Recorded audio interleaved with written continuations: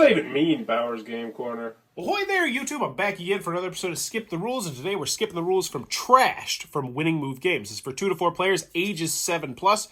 And in Trash, what you're trying to do is you're trying to be the first person to win 3 rounds. If you can win 3 rounds, you will be the winner of the game. And you're going to win a round by replacing all your face-down trash cards with number cards, but the numbers have to go in the corresponding spot. So a 1 would have to go here, a 2 would have to go here, 3, 4, 5, 6, 7, 8, 9, 10.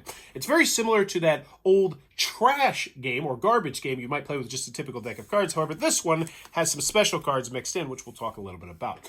But the first thing you're going to want to do is you're going to want to take all the trash cards, shuffle them up, and deal out 10 cards to each player, making sure that each player puts them in a pile like this. So I would have 10 cards. We have a 2-player game set up. Then you're going to take the top card and put it right here face up. This is what's called the discard pile.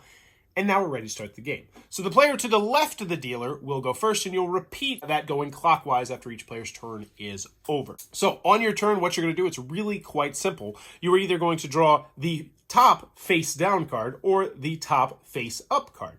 Now, you draw the top face-up card if you need that card. So let's pretend this player dealt, and so it's this player's turn. So they would say, yes, I need a 4, and they would put it into their 4 slot, and then they would take this card, flip it over, and if they need it, they would play it. However, unfortunately, they have ran into one of the 3 crazy weird cards in the game. There is a stop card, there is a wild card, and then there is a trash card.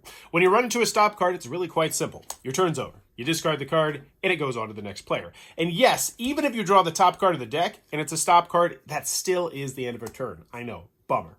So let's go back over to this player. They obviously don't want to draw a stop card, so they draw the top card of the deck. It's a 9. It would go into their 9 slot. 1, 2, 3, 4, 5, 6, 7, 8, 9. They flip it over, and we have the trash card, which is great because now I can show you how this works. So the trash card will allow you to steal one other player's face-up number, not a wild card. You cannot steal a wild. And also, if there's no card that you can steal, you just have to discard this, which means your opponent will most likely play it on you. So, luckily, though, for this player, they can actually steal this 4, and so they give this player the trash card. This player now has to replace this before they can win the game, and they take the 4, and they go about their merry way. But, oh, this is rough, because they can't play another 4, because they already have a 4 in their spot. They would have to discard it. It would go back to this player, and now they would most likely take the 4 and then reuse that trash card that was just played on them to steal the 9. And now you see how things can get a little bit interesting. And this also leads us to our last weird card. So there's the stop card, which we talked about. The trash card, which once again can only be used to steal numbers. You can never steal a wild card with the trash. And then the wild. The wild can go anywhere you would like it to go. So we'll just say this player would put it on the 1 spot right here. And wow, they got themselves another wild. So they'll put that in the 6th spot. And they got ourselves a 10.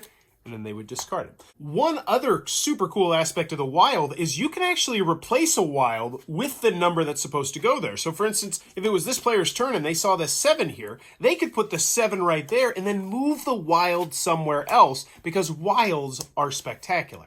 But anywho, you're going to continue to do this until someone has all of their numbers face up and in order. So right now, this player would not have won the game, but let's just pretend that this said 1, 2, 3, 4, 5, 6, 7, 8, 9, 10.